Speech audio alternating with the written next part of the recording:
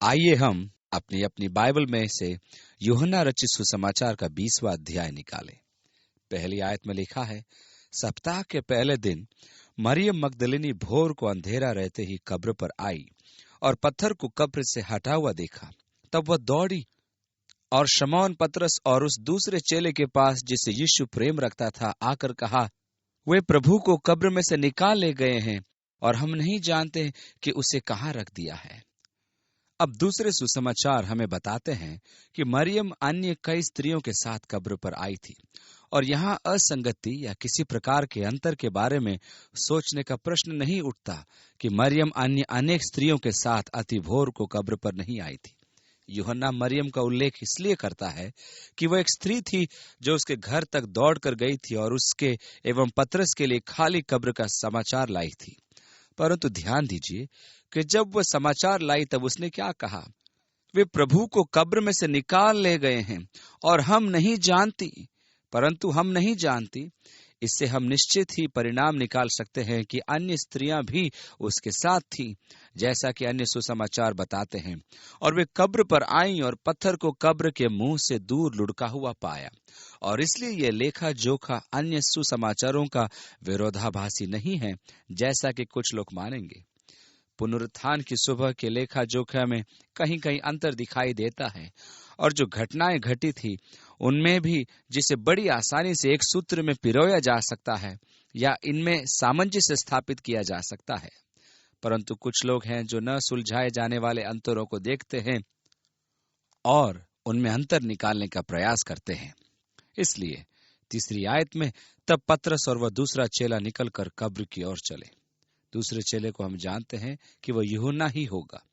अब इसमें कोई शंका नहीं कि जब मरियम मगदलिनी समाचार लेकर आई तो यीशु की माता मरियम यूहन्ना के घर पर थी, क्योंकि यूहन्ना उसे अपने घर ले गया था। ये आपने 19वें अध्याय में देखा था और वह यूहन्ना के घर पर रहती थी। इस कारण पतरस और यूहन्ना ये मालूम करने के लिए कि क्या हुआ था दौड़ते हुए कब्र तक गए। वे दोनों साथ साथ दौड़ रहे थे, परंतु दूसरा चेला पतरस से आगे बढ़कर। अब मैं ये नहीं जानता कि क्या यूहन्ना को अपने लेखन में यह सब जोड़ने की आवश्यकता थी, परंतु शायद वहां थोड़ी सी ढींग मारना शामिल है। वह कम आयु का जवान था, इसलिए वह पतरस से आगे निकल जाता है। चौथी आयत में कब्र पर पहले पहुंचा और झुककर कपड़े पड़े देखे तो भी वह भीतर न गया। तब शमौन पतरस उसके पीछे पीछे पहुंचा और कब्र के भीतर गया और कपड़े पड़े देखे। अब यहाँ यूनानी वाक्य विन्यास सूचित करता है कि मलमल के कपड़े जो यीशु के शव पर लपेटे गए थे वे वहां वृत्ताकार अर्थात गोल लपेटे हुए रखे थे, मानो कि शव उन्हीं में हो। 7वीं आयत, और वह अंगोछा जो उसके सिर पर बंधा हुआ था कपड़ों के साथ पड़ा हुआ नहीं, परंतु अलग एक जगह लपेट कर रखा हुआ देखा, जिससे कि वे देख सकते थे कि मलमल के लपेटे जाने वाले कपड़ों में कोई शव नहीं था। ये निश्चय ही तुरीन के कफन का प्रश्न उठाता है कि क्या वास्तव में यह कफन था जिसे मसीह के बदन के चारों ओर लपेटा गया था।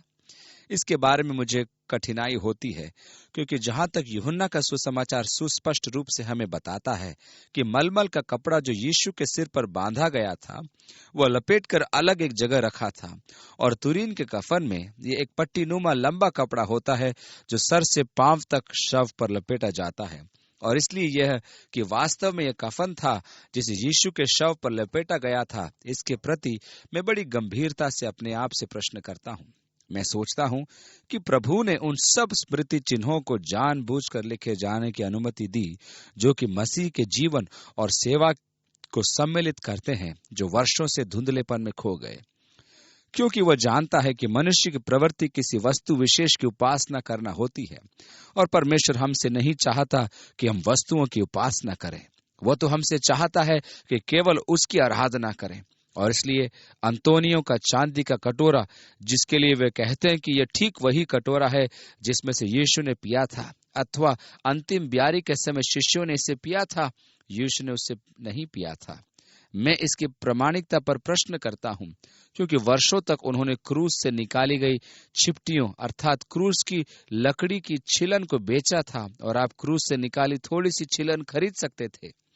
निश्चय ही यह एक चलन रहा था जो कि कोई वर्ष 400 में आरंभ हुआ था। जब अंततः वे क्रूस की सारी चिपटियां बेच चुके थे, तब यदि आप उन्हें सब स्थानों से एक जगह एकत्रित करते, तब तो आप एक अच्छा बड़ा आकार का मकान बना सकते थे। किसी जन ने इस तथ्य पर इशारा किया कि एक घर बनाने के लिए अभी तो पर्याप्त चिपटियां उपलब्ध हैं, और इसलिए चर्च ने क्रूस की चिपटियों का आश्चर्यकारी गुणात्मक ढंग से बढ़ते रहने के धर्म सिद्धांत का विकास कर डाला।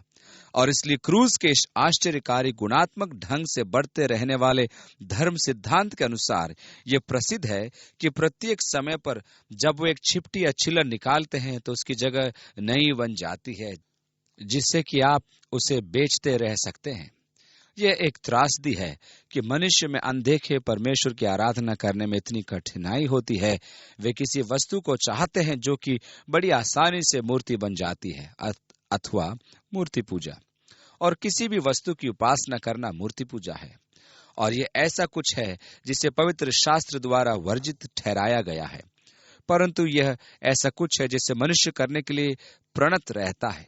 और मनुष्य के मूर्ति पूजा के प्रति झुकाव के कारण मैं महसूस करता हूं कि यीशु मसीह से संबंधित या जुड़ी प्रत्येक भौतिक वस्तु से प्रभु जानबूझकर ही दूर रहता है। वस्तुएं जिन्हें उसने छुआ, वह सिक्का जिसे पतरस ने मछली के मुंह से निकाला था, और इसी प्रकार की बहुत सी अन्य वस्तुएं। और मैं विश्वास करता हूं कि प्रभु ने जानबूझकर इन शिल्प तथ्यों को दूर कर दिया कि हमें मूर्ति पूजा से बचाए रखे। अब जब कभी एक व्यक्ति किसी शिल्प तथ्य की उपासना करना आरंभ कर देता है, तो हमेशा वहां दो गुना प्रकटीकरण होता है। नंबर 1, यह प्रकट करता है कि मनुष्य ने अपने जीवन में परमेश्वर के सामर्थ और उपस्थिति की चेतना को खो दिया है। जिस क्षण मैं किसी शिल्प तथ्य की उपासना कर रहा हूं, तो इसका अर्थ है कि मैंने परमेश्वर की उपस्थिति की प्राणाधार चेतना को खो दिया है। इसका अर्थ है कि मैं किसी तरह उसकी लालसा कर रहा हूं जिसे मैंने खो दिया है। और इसलिए मेरे पास उस बात की स्मरण दिलाने वाली बात है कि परमेश्वर ने क्या किया था। परंतु मूर्ति पूजा, किसी तरह की मूर्ति पूजा हमेशा आत्मिक अनुभव की एक विकृत या भ्रष्ट दशा के विषय बोलती है। ठीक निश्चय ही जिस तरह से तुरीन के कफन को शिल्प तथ्य के रूप में माना जाता है, जिसके प्रति बड़ी एवं तीव्र श्रद्धा व्यक्त की जाती है, और इस पर सब कुछ को भी, जो कि इस बात का एक उत्कृष्ट संकेत है कि क्यों प्रभु ने, मैं सोचता हूं, जानबूझकर उससे जुड़ी प्रत्येक वस्तु को खो जाने या निकाल बाहर करने की अनुमति दी, या ऐसे होने दिया कि ये सब लुप्त हो जाए। 8वीं आयत। तब दूसरा चेला भी, जो कब्र पर पहले पहुंचा था, भीतर गया और देखकर विश्वास किया। इस प्रकार यूहन्ना अपने ही विश्वास करने का लेखा जोखा प्रस्तुत करता है। जब उसने वहां कपड़े पड़े देखे, तब उसने चरितार्थ कर दिखाया कि यीशु जीवित हो उठा है। 9वीं आयत। वे तो अब तक पवित्र शास्त्र की वो बात न समझे थे कि उसे मरे हुओं में से जी उठना होगा। तब ये चेले अपने घर लौट गए, संभवतः वापस मरियम को ये बताने लौटे कि उन्होंने क्या खोजा था, अर्थात यीशु की माता मरियम को बताने, जो यूहन्ना के घर में रह रही थी। मेरे लिए तो ये दिलचस्प बात है, वे अब तक पवित्र शास्त्र की बात न समझे थे, और तिस पर भी यीशु ने बताया कि वह तीसरे दिन मृतकों में से जी उठेगा। फिर भी वे इस बात को पूरी तरह से नहीं समझे थे। 11वीं आयत। परंतु मरियम रोती हुई कब्र के पास ही बाहर खड़ी रही और रोते रोते कब्र की ओर झुककर। अब यूहन्ना और पतरस तो कब्र को देखने दौड़ गए थे। वे कब्र के अंदर गए, शव को कब्र में रखने से पहले लपेटे गए कपड़ों एक और रखे देखे, और फिर यूहन्ना के घर वापस गए। मरियम का चेलों से यह कहने के बाद कि कब्र खाली थी, ये बात पुनः उसे कब्र पर ले गई, पर इस समय वह अकेली थी। और रोते रोते कब्र की ओर झुककर 2 स्वर्गदूतों को उज्जवल कपड़े पहने हुए, एक को सिरहाने और दूसरे को पैताने बैठे देखा, जहां यीशु का शव रखा था। उन्होंने उससे कहा, हे नारी, तू क्यों रोती है? उसने कहा, वे मेरे प्रभु को उठा ले गए, और मैं नहीं जानती कि उसे कहाँ रखा है। यह कहकर वो पीछे मुड़ी और यीशु को खड़े देखा, पर न पहचाना कि यह यीशु है। अब मेरे लिए तो यह दिलचस्प बात है कि मरियम की रुचि स्वर्गदूतों में नहीं थी। ये 2 मनुष्य उज्जवल सफेद कपड़े पहने बैठे हुए कह रहे थे, तू क्यों रो रही है? यदि आप स्वर्गदूतों को देखें तो आपकी क्या प्रतिक्रिया होगी? मुझे यकीन है कि अत्यंत मंत्र मुग्ध करने वाली एक प्रतिक्रिया। हम जिज्ञासा से भर उठेंगे, पर आपको मालूम, जब आपका हृदय यीशु की लालसा करने लगता है तब बात ही कुछ और हो जाती है। यहाँ तक कि स्वर्गदूत यह नहीं करेंगे, और वो यीशु की लालसा कर रही थी। वह तो यीशु को पाना चाहती थी। जब आपका हृदय यीशु के लिए ललायित है तब स्वर्गदूत तक बढ़िया प्रतिस्थापन नहीं होते, अर्थात उन्हें यीशु के स्थान पर रखा नहीं जा सकता। इसलिए वह स्वर्गदूतों में वास्तविक दिलचस्पी न लेकर वह उन स्वर्गदूतों से फिर गई। मैं अपने यीशु को पाना चाहती हूँ। और यीशु वहां खड़ा था, पर उसने उसे पहचाना नहीं। अब यह तो दिलचस्पपूर्ण है कि वहां जीवित हो उठे प्रभु को पहचानने में कठिनाई हो रही थी, और यह कठिनाई जैसी दिखाई दी वह देखने वालों का भाग था। हम पढ़ते हैं कि दो मनुष्य इम्माउस के मार्ग पर जा रहे थे और यीशु उनके साथ हो लिया, परंतु वे उसे पहचान न सके थे। ऐसा लिखा है, परंतु उनकी आंखें ऐसी बंद कर दी गई थी कि उसे पहचान न सके। दूसरे शब्दों में यहाँ असली आत्मिक बात निहित है, जहां उन चेलों को पहचानना ऐसा कुछ था जिसे परमेश्वर ने रोक रखा था, और वे उसे तब तक नहीं पहचाने थे, पर जब उसने रोटी तोड़ी तब संभवतः उन्होंने उसके हाथों में कीलों के निशान देखे और तब उन्होंने उसे पहचाना। जब हम इस अध्ययन के अगले अध्याय में आते हैं तब वहां पाते हैं, जब यीशु ने समुद्र तट पर उनके लिए मछली भूनी, तब वहां लिखा है, और उनमें से किसी को साहस न हुआ कि उससे पूछे, तुम कौन हो? और यीशु के द्वारा हाथ पांव दिखाए जाने पर उन्होंने पहचाना कि यह तो यीशु है। इसलिए यहाँ ऐसा प्रतीत होता है कि उसकी पुनरुत्थित देह के दिखाई देने में संभवतः कुछ अंतर अवश्य हुआ था, कि मात्र देखने भर से उसे आसानी से पहचानने में कठिनाई हो रही थी। अब मरियम तो नहीं जानती थी कि यह यीशु था। उसने सोचा कि शायद वहां उस बाग का मालिक खड़ा था। फिर यह भी संभावना है कि चूंकि यह अति भोर का समय था और वह बहुत रोती रही थी कि आंखों में आंसू भर आने से उसकी दृष्टि धुंधली सी पड़ गई हो। हालांकि वह उसके शारीरिक रूप को तो न पहचान सकी थी, पर उसने उसकी आवाज को पहचान लिया था। परंतु सबसे पहले यीशु ने उससे ठीक वही बात कही जिसे स्वर्गदूतों ने कहा था, हे नारी, तू क्यों रोती है? किसको ढूंढती है? एक रात एक टीवी चैनल पर मैंने एक व्यक्ति को यह कहते सुना कि जबकि यीशु इस शरीर में पृथ्वी पर था तब वह सब कुछ नहीं जानता था, इसलिए उसने प्रश्न पूछे थे, क्योंकि वास्तव में वह उनके उत्तर नहीं जानता था। इसलिए जब आप टीवी चैनलों पर जो कुछ सुनते हैं उनके प्रति सावधान बने रहें, क्योंकि ये हमेशा बाइबल संबंधी धर्म सिद्धांत जैसी सुनाई नहीं पड़ते। बाइबल कहती है, सब बातों को भली भांति परखो और जो अच्छी है उन्हें पकड़े रहो।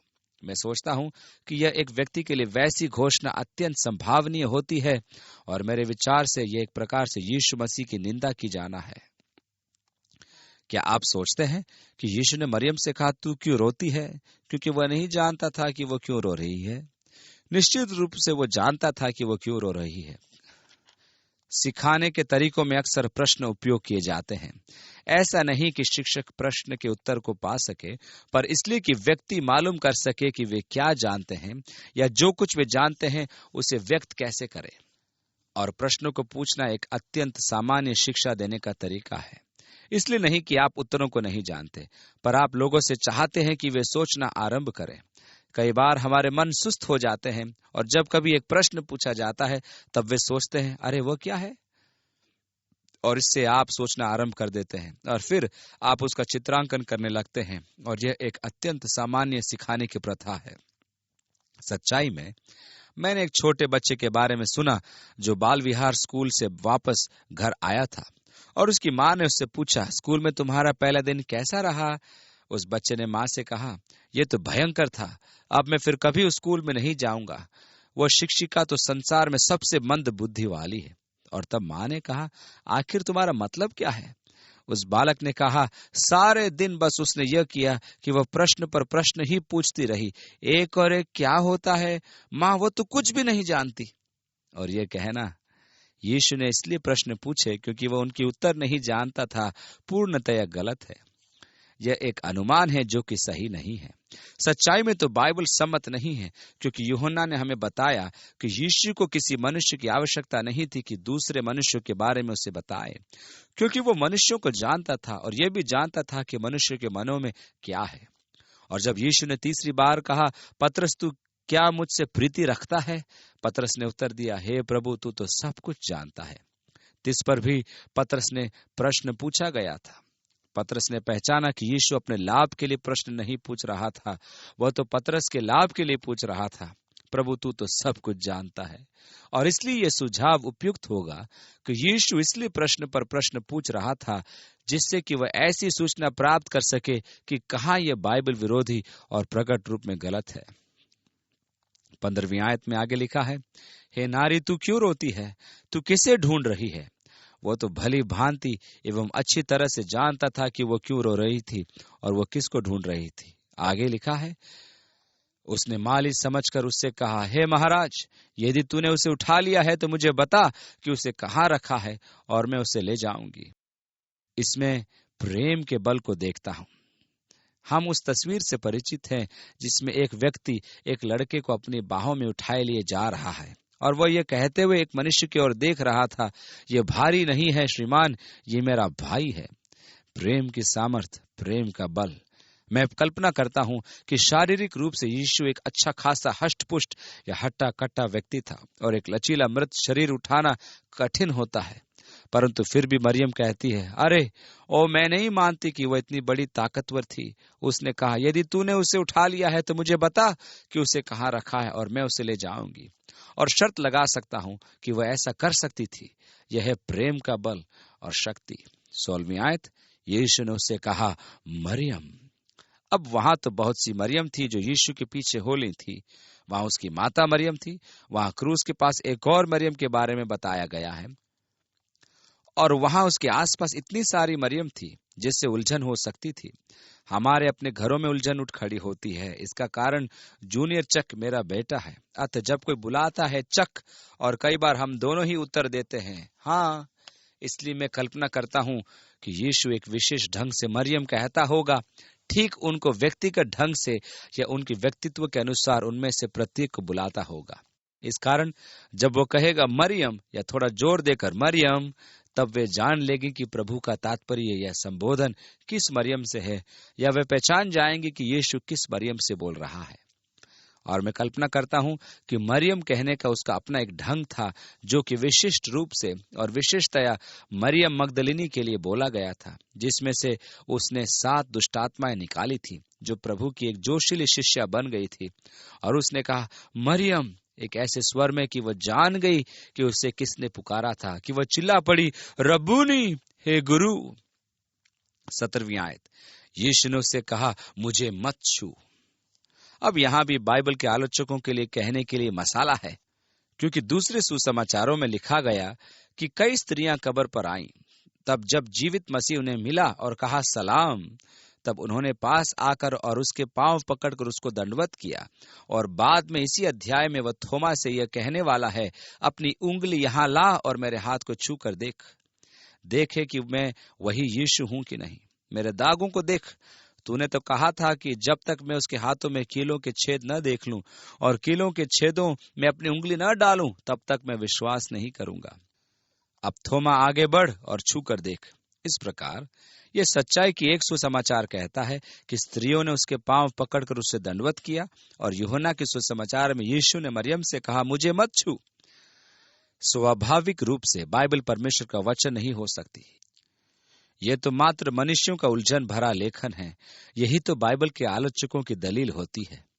यदि आप और अधिक सावधानी से देखें कि यूनानी भाषा में यीशु ने क्या कहा था, उसने मरियम से कहा था, मरियम, मुझसे मत लिपट।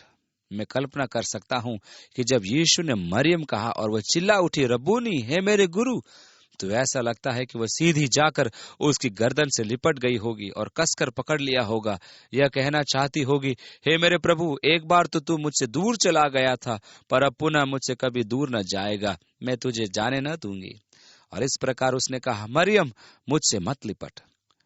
17वीं आयत, क्योंकि मैं अब तक पिता के पास ऊपर नहीं गया, परंतु मेरे भाइयों के पास जाकर उनसे कह दे कि मैं अपने पिता और तुम्हारे पिता और अपने परमेश्वर और तुम्हारे परमेश्वर के पास ऊपर जाता हूं। मरियम मगदलिनी ने जाकर चेलों को बताया, मैंने प्रभु को देखा, और उसने मुझसे ये बातें कही। यद्यपि मरियम चेलों के पास गई और उन्हें बताया, मैंने प्रभु को देखा है, उसने मुझसे बातें की, उसने मुझसे कहा कि मैं तुम्हारे पास आकर बताऊं कि वह अभी तक पिता के पास स्वर्ग में नहीं उठाया गया है। मैं तो यही कल्पना करूंगा कि उन्होंने इन बातों को अनदेखा कर दिया, क्योंकि ये बातें उत्तेजित एवं उन्मत्त दशा में एक स्त्री द्वारा कही गई थी जो अत्यंत भावुक हो सकती थी। इस बिंदु पर थोमा अकेला ही संदेह से नहीं भरा था। सब के सब चेले इस बिंदु पर अभी भी शंकाग्रस्त थे। सच्चाई में आपको याद होगा, लूका के सुसमाचार के अनुसार 2 शिष्य इमाउस के मार्ग पर चले जा रहे थे। उनके चलते चलते यीशु भी उनके साथ आ मिला और उनके साथ साथ चलने लगा, और उसने उनसे कहा, हे भाइयों, तुम इतने उदास क्यों दिखाई देते हो? अरे, यहाँ फिर वो प्रश्न पूछ रहा है। क्या वो कुछ नहीं जानता? साथियों, क्या बात है जो परेशान तुम दिखते हो? उन्होंने कहा, लगता है कि तू इस इलाके में अकेला परदेसी है, जिसे यह तक नहीं मालूम कि इन दिनों में यरूशलेम में क्या क्या घटनाएं घटती रही। और फिर से यीशु ने एक प्रश्न पूछ डाला, कौन सी बातें? क्या आप वास्तव में नहीं सोचते कि यीशु नहीं जानता था कि यरूशलेम में क्या क्या हुआ था? और उन्होंने उससे कहा, यीशु नासरी के विषय में, जो परमेश्वर और सब लोगों के निकट काम और वचन में सामर्थी भविष्यद्वक्ता था, और किस प्रकार प्रधान याजकों और हमारे हाकिमों ने उसे पकड़वा दिया कि उस पर मृत्युदंड की आज्ञा दी जाए और उसे क्रूस पर चढ़वाया। परंतु हमें आशा थी कि यही इस्राएल को छुटकारा देगा। इन सब बातों के सिवाय इस घटना को हुए 3रा दिन है, और हम में से कई स्त्रियों ने भी हमें आश्चर्य में डाल दिया है, जो भोर को कब्र पर गई थी, और जब उसका शव न पाया तो यह कहती हुई आई कि हमने स्वर्गदूतों का दर्शन पाया, जिन्होंने कहा कि वह जीवित है।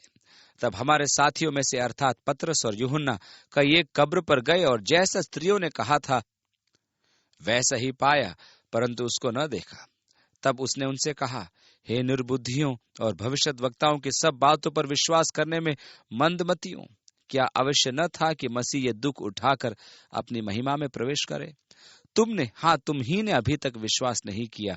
हालांकि स्त्रियां आई और कहा, देखो, हमने स्वर्गदूतों को देखा। उन्होंने कहा, वह जीवित है। और पतरस और यूहन्ना कब्र पर गए। उन्होंने पाया कि कब्र खाली थी, परंतु आपको मालूम, किसी ने उसे देखा नहीं था। निश्चय ही इस बिंदु पर उनके पास मरियम मगदलिनी की कही हुई बातें नहीं थी। वे तो इम्माउस को चल पड़े थे। 19वीं आयत, उसी दिन जो सप्ताह का पहला दिन था, संध्या के समय। इसके पहले वह दिन के 3रे पहर के लगभग इम्माउस के मार्ग पर 2 शिष्यों पर प्रकट हुआ था। और ये मेरे लिए रुचिकर बात है कि यीशु अपने पुनरुत्थान के बाद जिस सबसे पहले व्यक्ति पर प्रकट हुआ या उसे दिखाई दिया, वह एक स्त्री थी, और वह उस पर प्रकट हुआ। उसने उसे बहुत अधिक प्रेम किया। यीशु ने कहा था, जिसका अधिक क्षमा किया गया है वह अधिक प्रेम करता है। और मरियम के रोने पर उसकी प्रतिक्रिया, उसके प्रेम के प्रति उसका प्रत्युत्तर, वह यह था कि सबसे पहले वह उसी को दिखाई दिया था, उसी पर प्रकट हुआ था। तब दूसरी स्त्रियों को दिखाई दिया, जिन्होंने उसके पैर पकड़कर उसको दंडवत किया। और फिर इम्माउस के मार्ग पर 2 चेलों पर प्रकट हुआ। और अब संध्या का समय है। यीशु इम्माउस से अतिशीघ्र लौट आया है। हालांकि वे दोनों चेले भी लौटकर यरूशलेम आ रहे थे, और वे भी जल्दी जल्दी वापस लौटकर आए। तब उसी दिन संध्या के समय, जब वहां के द्वार जहां चेले थे यहूदियों के डर के मारे बंद थे, तब यीशु आया और उनके बीच में खड़ा होकर उनसे कहा, तुम्हें शांति मिले। यहूदियों का शांति का प्रतीकात्मक शालोम।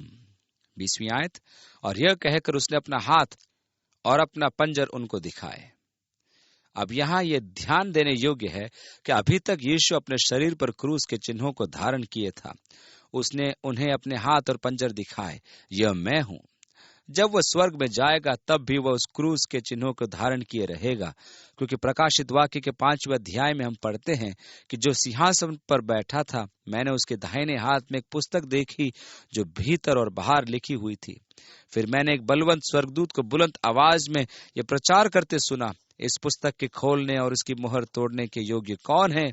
और यूहन्ना रो रहा था, क्योंकि न स्वर्ग में, न पृथ्वी पर, न पृथ्वी के नीचे कोई उस पुस्तक को खोलने या उस पर दृष्टि डालने के योग्य निकला।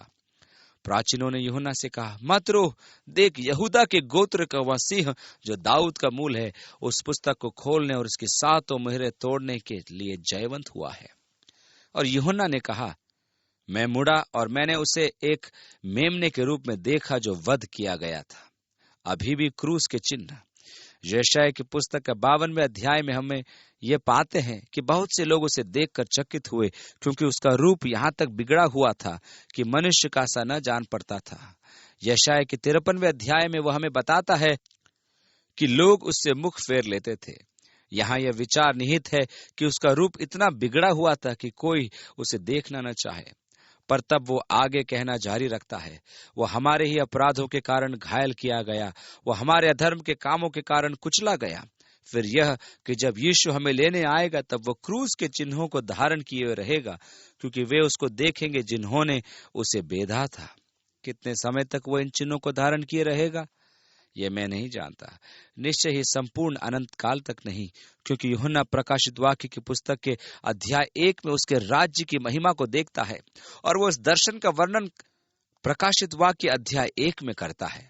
परंतु कुछ समय के लिए, और मुझे निश्चय है यह हमारे लिए एक चौंका देने वाला स्मरण पत्र है कि वह हमारे लिए उद्धार लाने के लिए क्या क्या सहने को तैयार था।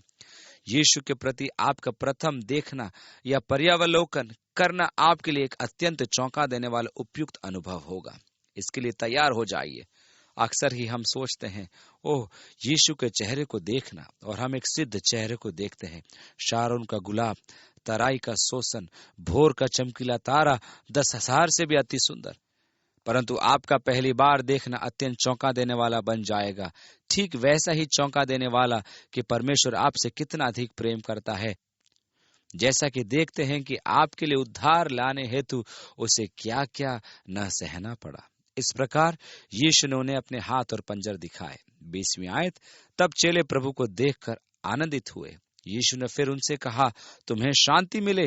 जैसा पिता ने मुझे भेजा है वैसे ही मैं भी तुम्हें भेजता हूँ। पिता ने मुझे भेजा किस बात के लिए? दूसरों की सेवा करने और उनके लिए अपना प्राण देने के लिए। उसी प्रकार मैं तुम्हें भेजता हूँ। कैसे? किस बात के लिए? दूसरों की सेवा करने और उनके लिए अपने प्राण देने के लिए। मैं इस शिक्षा से बंधा नहीं रह सकता जो यह घोषणा करती है कि यह परमेश्वर की इच्छा है कि हम सब धन संपन्न हो जाएं और स्वस्थ बने रहें। और आपको मालूम, यदि आप मर्सिडीज या महंगी कार नहीं चलाते तो इसका कारण आपकी विश्वास की कमी है, ऐसा लोग कहते हैं। यह कि परमेश्वर की इच्छा यह कभी नहीं कि उसके बच्चे दुख भोगें। यह तो यीशु मसीह और क्रूस का खुला इनकार करना है। निश्चय ही यह परमेश्वर की इच्छा थी कि वह हमारे पापों के लिए दुख उठाए। और पतरस ने अपनी पत्री लिखते हुए कहा, इसलिए जो परमेश्वर की इच्छा के अनुसार दुख उठाते हैं वे भलाई करते हुए अपने अपने प्राण को विश्वास योग्य सृजनहार के हाथ में सौंप दें। परंतु वो उस दुख उठाने के विषय में बोलता है जो परमेश्वर की इच्छा अनुसार है। ऐसी एक बात सच में संभव है, और वह धर्म सिद्धांत जो कि आजकल सिखाया जाता है कि पवित्र शास्त्रीय कूड़ा करकट है। जैसे पिता ने मुझे भेजा है वैसे ही मैं भी तुम्हें भेजता हूँ। सेवा करने के लिए आपको दे दो, लोगों पर अधिकार जताने के लिए नहीं, परंतु अपने आप को देने के लिए। 22वीं आयत, यह कहकर उसने उन पर फूंका और उनसे कहा, पवित्र आत्मा लो। उसने उन पर फूंका, उनमें श्वास भरी। मेरे लिए एक रोचक बात है ये कि इब्रानी में आत्मा के लिए शब्द रुआह है। यही इब्रानी शब्द ठीक श्वास के लिए है। आत्मा के लिए यूनानी शब्द न्यूमा है, जो कि हवा के लिए भी यूनानी शब्द में है। वही हवा जो टायरों में भरी जाती हो, न्यूमा हवा, पर आत्मा के लिए भी यही यूनानी शब्द है। इसलिए पुराने नियम में जब परमेश्वर ने भूमि की धूल से आदम को बनाया तब उसने आदम में श्वास फूकी। अब जब इब्री विद्वानों ने पुराने नियम का इब्रानी से यूनानी में अनुवाद किया, जिसे मसीह से 200 वर्ष पूर्व 70 विद्वानों द्वारा किया गया था, जब उन्होंने इसे सेप्टुआजिंट अनुवाद को तैयार किया, तब यूनानी शब्द मनुष्य में श्वास फूकी और वो जीवित प्राणी बन गया। ठीक वही शब्द है जिसका उपयोग यूहन्ना यहाँ करता है, और नए नियम में केवल इसी स्थान पर इसका उपयोग हुआ है।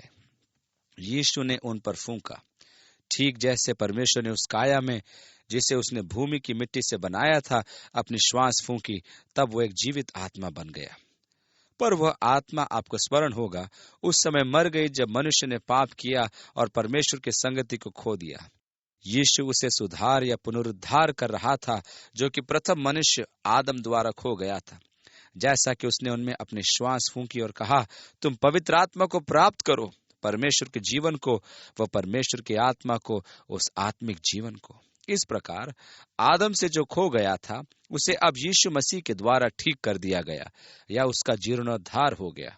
मनुष्य के अंदर परमेश्वर का जीवन, जिसे प्रारंभ में परमेश्वर ने श्वासित किया या फूंका था, अब पुनः स्थापित कर दिया गया है। ठीक 4 रातों के पहले यीशु ने अपने चेलों से कहा था, मैं पिता से विनती करूंगा और वह तुम्हें एक और सांत्वना दाता देगा, अर्थात सत्य का आत्मा, जिसे संसार ग्रहण नहीं कर सकता, क्योंकि न तो उसने उसे देखा है और न ही उसे जाना है, परंतु तुम उसे जानते हो, क्योंकि वह तुम्हारे साथ निवास करता है और वह तुम में होगा। और मैं विश्वास करता हूं कि जब यीशु ने उन पर अपने श्वास को फूंका, तब वे उस बिंदु पर एक बार फिर जीवित आत्माएं बन गए, ठीक जैसा कि अदन की वाटिका में आदम परमेश्वर के साथ संगति किया करता था। और मैं यह विश्वास करता हूं कि यही वह बिंदु था जब पवित्र आत्मा उनके जीवनों में आया था। अब यीशु उनसे कहने जा रहा है, अब तुम यरूशलेम में ठहरे रहो, क्योंकि कुछ ही दिनों में पवित्र आत्मा तुम पर आएगा। अब तुम पवित्र आत्मा से सामर्थ किए जाओगे। परमेश्वर के लिए तुम्हारी सेवकाई के लिए तुम सामर्थ से भर जाओगे। अब तुम तब तक प्रतीक्षा करो जब तक कि सेवा के लिए तुम इस दान को पा न लो। पर इस बिंदु पर मैं विश्वास करता हूं, जब उसने उन पर फूंका और कहा, पवित्र आत्मा लो, तब वहां पर नया जन्म का अनुभव हुआ था। वहां पर पुनः मनुष्य में परमेश्वर का जीवन रखा गया, अर्थात परमेश्वर का आत्मा, और उस पवित्र आत्मा के द्वारा मनुष्य परमेश्वर की एकता और सहभागिता में आया। 23वीं आयत, तब यीशु ने कहा, जिनके पाप तुम क्षमा करो वे उनके लिए क्षमा किए गए हैं, जिनके तुम रखो वे रखे गए हैं। क्या इसका मतलब यह है कि यीशु ने अपने चेलों को पापों को क्षमा करने का अधिकार दिया था? जब वे एक लकवे के रोगी को उसकी खाट सहित उठाकर लाए, तो वह लकवे के कारण खाट पर पड़ा रहता था। तब आपको याद होगा कि 4 मनुष्यों ने उस घर की छत को खोद कर खोला और फिर लकवे से पीड़ित रोगी को खाट सहित छत पर बनाए स्थान से घर के अंदर ठीक यीशु के सामने उतार दिया। और यीशु ने लकवे के रोगी से कहा, पुत्र, तेरे पाप क्षमा हुए। और फरीसी आपस में कहने लगे, अरे ये तो परमेश्वर की निंदा करता है। परमेश्वर के सिवाय और कौन पापों को क्षमा कर सकता है? वे अपने उस कथन में सही थे। केवल परमेश्वर पापों को क्षमा कर सकता है। यीशु उनके सामने केवल ये सिद्ध कर रहा था कि वह परमेश्वर था। उन्होंने इसे नहीं पहचाना था, परंतु उनका अनुमान सही था, केवल परमेश्वर ही पापों को क्षमा कर सकता है। आपको भजन संहिता 51 याद है, जो दाऊद का पश्चातापी भजन है। बतशेबा के साथ किए गए पाप के कारण नातान नबी का सामना करने के बाद वो पाप क्षमा की प्रार्थना करता है, हे परमेश्वर, अपनी करुणा के अनुसार मुझ पर अनुग्रह कर, अपनी बड़ी दया के अनुसार मेरे अपराधों को मिटा दे, मुझे भली भांति धोकर मेरा अधर्म दूर कर और मेरा पाप छुड़ाकर मुझे शुद्ध कर। मैंने केवल तेरे ही विरुद्ध पाप किया और जो तेरी दृष्टि में जो बुरा है वही किया। परमेश्वर के विरुद्ध पाप, और इस प्रकार परमेश्वर ही है जो आपके पापों को क्षमा कर सकता है। जब यीशु ने अपने चेलों से कहा, तब इससे यीशु का क्या अर्थ था? जिनके पाप तुम क्षमा करो वे उनके लिए क्षमा किए गए हैं, जिनके पाप तुम रखो वे रखे गए। मैं सोचता हूं कि सबसे आनंददायक अनुभवों में से यह एक ऐसा अनुभव है कि परमेश्वर की संतान को पापी की प्रार्थना करने के द्वारा एक व्यक्ति का मार्गदर्शन करना है। मेरे लिए तो हमेशा ही आनंददायक होता है जब एक व्यक्ति आता और कहता है, मैं यीशु मसीह को ग्रहण करना चाहता हूं, और मैं उससे कहूंगा, ठीक है, मेरे साथ साथ इस प्रार्थना को करो। और जब हमने प्रार्थना की, परमेश्वर हमारे पाप क्षमा करे, और जब हम प्रार्थना करते हैं कि पवित्र आत्मा आएगा और हमारे जीवनों में निवास करना आरंभ करेगा, और तब फिर परमेश्वर के साथ उस समय नया संबंध बन सकता है जब हम उसे आमंत्रित करते हैं कि हम आएं और हमारे जीवन को ले लें यीशु के नाम में। जब वे अपने आमीन बोलते हैं, तब यह हमेशा मेरे लिए आनंद की बात होती है कि यह मुझे इस योग्य बनाता है कि सीधे उनकी आंखों में देखूं और उनसे कहूं, आपके लेखे में परमेश्वर के विरुद्ध अब कुछ नहीं है। आप पूरी रीति से क्षमा किए गए हैं। प्रत्येक पाप जो आपने कभी किए थे वे सब क्षमा किए गए। सच में यह कहना मुझे कितना प्रिय लगता है। उस व्यक्ति से ऐसा कहने योग्य बनना सच में मुझे रोमांचित कर देता है। अब किस आधार पर आप ये कह सकते हैं? क्योंकि मैं यहाँ हूं, मुझ में यह कहने का अधिकार है, अरे ये ठीक तो है, ये निरस्त हुए। कोई उपाय या दूसरा रास्ता नहीं। मैंने ये कथन विश्वास के द्वारा उनके पाप स्वीकरण के आधार पर कहा कि यीशु मसीह प्रभु है, और उन्होंने उसे आमंत्रित किया और उनके जीवन में वो आया और उनका प्रभु बन गया। और जो कुछ उन्होंने अपने मुंह से अंगीकार किया उसके आधार पर, और ये जानकर कि यदि हम यीशु के नाम से पिता से कुछ भी मांगे तो यह दे दिया जाएगा, और चूंकि उन्होंने यीशु के नाम से प्रभु से मांगा कि उन्हें क्षमा करे और उन्हें उनके सब पापों को धोकर शुद्ध करे, तो मैं परमेश्वर के वचन के अनुसार कह सकता हूं, आपके पाप क्षमा हुए। अब यदि कोई जन आकर कहता है, अच्छा, मैं यीशु मसीह को पसंद नहीं करता, मुझे उससे कुछ लेना देना नहीं है, वो मेरी जीवन शैली को जटिल बनाता है, मैं उनसे ये नहीं कह सकता कि तुम्हारे पाप क्षमा हुए। कोई फायदा नहीं। परंतु उस व्यक्ति से मैं कह सकता हूं, मित्र, यदि आप यीशु मसीह को अपना उद्धारकर्ता ग्रहण नहीं करते, तो एक दिन आपको परमेश्वर के सामने खड़ा होना पड़ेगा और अपने पाप का उत्तर देना पड़ेगा, और आपके पाप आपको दोषी ठहराएंगे। अब यह तो मैं जानता हूं कि मैंने बहुत कुछ बुरे काम किए हैं, परंतु इन्हें मैंने उन तमाम भले कामों से प्रसादित कर दिया जिन्हें मैंने किए थे। आप कहेंगे, मैंने तो बहुत सारे भले काम किए जिससे बुरे कामों का प्रभाव दूर हो गया। मैं उनसे कहूंगा, देखो, आपके सारे भले कार्य आप पर से पाप का दोष मिटा नहीं सकते। आप परमेश्वर के सामने अब भी दोषी हैं। ठीक है, मैं मनन, योग या अन्य बातों को करके उससे मिटाने का प्रयास करूंगा, तो इस पर भी आप परमेश्वर के सामने दोषी हैं। जब तक कि आप यीशु मसीह को अपना व्यक्तिगत उद्धारकर्ता और प्रभु ग्रहण नहीं करते, तब तक आप दोषी ही बने रहेंगे। और इसलिए जिनके पाप तुम क्षमा करो, वे उनके लिए क्षमा किए गए हैं। जिनके पापों को तुम रखे रहो, वे रखे गए हैं। परंतु यह मैं केवल उस आधार पर करता हूं जो कुछ उन्होंने किया या घोषणा करते हैं। अब इस समय वे लोग जो पापी की प्रार्थना तक कर चुके हैं, बहुत बार परमेश्वर के वचन पर विश्वास करने के प्रति अनिच्छुक बने रहते हैं। उफ, पर मैं तो एक भयंकर अधम अभागा हूं। मैं विश्वास नहीं कर सकता कि इतनी आसानी से परमेश्वर मुझे क्षमा कर सकता है, वह भी इतनी सरलता से। निश्चय ही मुझे इसके लिए कुछ तो करना पड़ेगा, क्योंकि मैं बहुत भयंकर रहा था। परंतु यह कहने योग्य बनना सच में महिमामय होता है। नहीं, आप उसकी अपेक्षा अपने बचाव या क्षमा पाने के लिए कुछ नहीं कर सकते, जिसे आप पहले ही कर चुके हैं, और यह केवल यीशु मसीह में विश्वास करना और उसे अपना प्रभु मान लेना है। आपके पाप क्षमा हो जाते हैं। और बहुत बार यह विश्वास का वचन एक ऐसी बात होती है जो उनके विश्वास को प्रेरित करती है और उन्हें जानने एवं कार्यान्वित करने योग्य बनाती है। एक रात्रि मैं मंच से नीचे उतरकर एक महिला के पास गया जो यीशु मसीह को स्वीकार करने के लिए सामने आई थी। मैंने उससे कहा, अब आप कैसा महसूस करती हैं? और उसने रोना शुरू कर दिया और उसने कहा, मैं अभी भी दुखी, अप्रिय महसूस करती हूँ, और अभी भी मैं अपने सारे दोष को महसूस करती और अभी भी अभागी महसूस करती हूँ। और इसलिए मैंने उस महिला से पूछा, क्या अभी आपने यीशु मसीह से कहा कि वह आपके हृदय में आए? हाँ, कहा ना। क्या आपने यीशु से कहा कि आपके पापों को क्षमा कर दे? हाँ, कहा। मैंने कहा, तब तो आपके पाप क्षमा किए गए। परमेश्वर के पास आपके विरुद्ध कुछ नहीं है।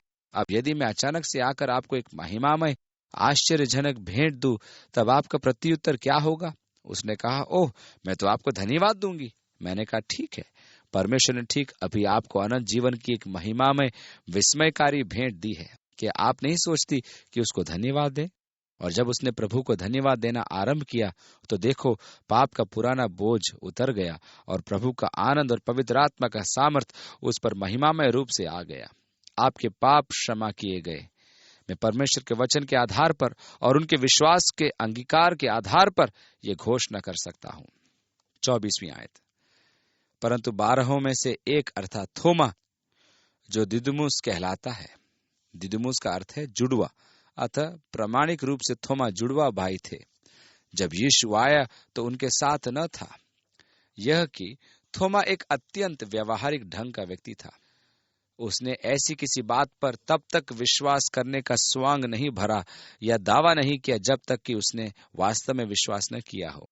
उदाहरण के लिए, जब उस रात्रि को यीशु अपने शिष्यों के साथ बात कर रहा था, तब उसने उनसे कहा था, और यदि मैं जाकर तुम्हारे लिए जगह तैयार करूं तो फिर आकर तुम्हें अपने यहाँ ले जाऊंगा, कि जहां मैं रहूं वहां तुम भी रहो। जहां मैं जाता हूं तुम वहां का मार्ग जानते हो। थोमा ने उससे कहा, हे प्रभु, हम नहीं जानते कि तू कहां जा रहा है, तो मार्ग कैसे जाने? आपको मालूम कि जिस बात को वो वास्तव में नहीं जानता था, उसके जानने का वो ढींग नहीं मारता था। जब यीशु नीचे वहां यरदन नदी पर अपने शिष्यों के साथ था और उन्हें लाजर की बीमारी का समाचार मिला, और अंततः यीशु ने कहा, हमारा मित्र लाजर सो गया है, परंतु मैं उसे जगाने जाता हूं, तब चेलों ने उससे कहा, हे प्रभु, यदि वह सो गया है तो स्वस्थ हो जाएगा। तब यीशु ने उन्हें साफ साफ कह दिया, लाजर मर गया है और मैं अपने कारण आनंदित हूं कि मैं वहां न था, जिससे कि तुम परमेश्वर की महिमा को देखो। और थोमा ने कहा, आओ हम भी उसके साथ मरने को चले। अब चेलों ने कहा, हमने प्रभु को देखा है। उसने अपने हाथ दिखाए, अपना पंजर दिखाया। हमने उसे देखा है, वह जीवित है, वह जी उठा है। थोमा ने कहा, जब तक मैं उसके हाथों में कीलों के छेद न देख लूं और कीलों के छेदों में अपनी उंगली न डाल लूं, तब तक मैं विश्वास नहीं करूंगा। मुझे उसको अपनी आंखों से देखना है। क्या आपने सोचा था कि वह अपने साथियों द्वारा कही गई बात पर विश्वास कर लेगा? वो उनके साथ एक लंबे समय से रह रहा था, परंतु थोमा का व्यक्तित्व कुछ ऐसा ही था। तुम्हें मुझे दिखाना होगा। वो अपनी आंखों देखी पर विश्वास करने वाला था। 26वीं आयत। 8 दिन के बाद उसके चेले फिर घर के भीतर थे और थोमा उनके साथ था। अब ध्यान दें, 8 दिनों के बाद सप्ताह के पहले दिन वे सब एक घर में जमा हुए थे। 8 दिनों के बाद जो सप्ताह का पहला दिन था, वे इकट्ठा हुए थे और ऐसा विश्वास किया जाता है कि यहाँ से सप्ताह के पहले दिन आराधना के लिए एकत्रित होने का चलन या प्रथा आरंभ हुई, ठीक पुनरुत्थान के बाद से। इस प्रकार से पहला रविवार वह दिन बना जब चेले जी उठे, प्रभु की आराधना करने के लिए इकट्ठे हुए। और इस प्रकार आज कलीसिया के लोग सब्त दिन, जो कि शनिवार है, के बदले रविवार को आराधना करने के लिए जमा होते हैं। पहली 2 बार चेलों का एक साथ इकट्ठा होना सप्ताह के पहले दिन हुआ था। 8 दिनों के बाद फिर से रविवार होगा। सप्ताह का पहला दिन वे फिर से एक साथ इकट्ठा हुए थे। इस बार द्वार बंद थे। तब यीशु आया और उनके बीच में खड़े होकर कहा, तुम्हें शांति मिले। तब उसने थोमा से कहा, अपनी उंगली यहाँ लाकर मेरे पंजर में डाल और आत्मविश्वासी नहीं परंतु विश्वासी हो। यह संकेत देता है कि जब थोमा अपनी शंकाएं जता रहा था, तब यीशु ठीक वहां था और उसकी अभिव्यक्तियों को सुन रहा था। क्योंकि पहली बात जो यीशु ने कही, ठीक है थोमा, तो इसको करके देखना चाहता है, आगे बढ़। इस बिंदु पर यीशु अपने शिष्यों को किस बात के लिए प्रशिक्षण देना चाहता था कि जैसा कि उसने कहा था, वो अपने शिष्यों के साथ उपस्थित था। और देखो, मैं जगत के अंत तक सदा तुम्हारे संग हूं। उस समय भी वो उनके साथ उपस्थित था, जबकि उन्होंने उसे देखा नहीं था। और ये वह चेतना है जिसे वो हमसे चाहता है कि विकास करें, हमारे साथ यीशु की निरंतर उपस्थिति। हालांकि हम उसे देखते नहीं, वह सदैव हमारे साथ है और वो हमसे चाहता है कि हम इस बात के जानकार हों, सब समयों पर उसकी उपस्थिति के प्रति चौकस बने रहें। और इसलिए अब वो ठीक इसी ढंग से अपने शिष्यों को प्रशिक्षण दे रहा है कि वे इस बात को जान जाएं कि हालांकि वे उसे देखते नहीं, वो उनके साथ उपस्थित है। 28वीं आयत। यह सुन थोमा ने उत्तर दिया, हे मेरे प्रभु, हे मेरे परमेश्वर। थोमा ने यीशु को अपने परमेश्वर के रूप में स्वीकारा। यूहन्ना ने उसे अपना परमेश्वर स्वीकार किया। आदि में वचन था और वचन परमेश्वर के साथ था और वचन परमेश्वर था। पौलुस ने उसे अपने परमेश्वर के रूप में स्वीकारा। अपने महान परमेश्वर और उद्धारकर्ता यीशु मसीह की महिमा के प्रकट होने की बाट जोते रहे और यहाँ तक कि स्वयं परमेश्वर ने उसको परमेश्वर स्वीकारा, क्योंकि इब्रानियों में हम पढ़ते हैं कि परमेश्वर ने उसको परमेश्वर होना घोषित किया। उसके लिए बोलते हुए उसने कहा, परंतु पुत्र के विषय में कहता है, हे परमेश्वर, तेरा सिंहासन युगानुयुग रहेगा, तेरा राज्य का राजदंड न्याय का राजदंड है। अब आप देखिए, यहोवा विटनेस वाले लोग उसे परमेश्वर के रूप में स्वीकार नहीं करना चाहते। परंतु यदि थोमा कहता है, हे मेरे प्रभु, हे मेरे परमेश्वर, और यूहन्ना कहता है कि वह परमेश्वर है, और पौलुस प्रेरित उसके लिए परमेश्वर के रूप में बोलता है, और यदि स्वयं परमेश्वर उसे परमेश्वर कहकर बुलाता है, तब मैं कौन होता हूं कि यहोवा विटनेस वालों पर विश्वास करूं? इसके बदले तो मैं परमेश्वर पर विश्वास करूंगा। 29वीं आयत। यीशु ने उससे कहा, थोमा, तूने मुझे देखा है, क्या इसलिए विश्वास किया है?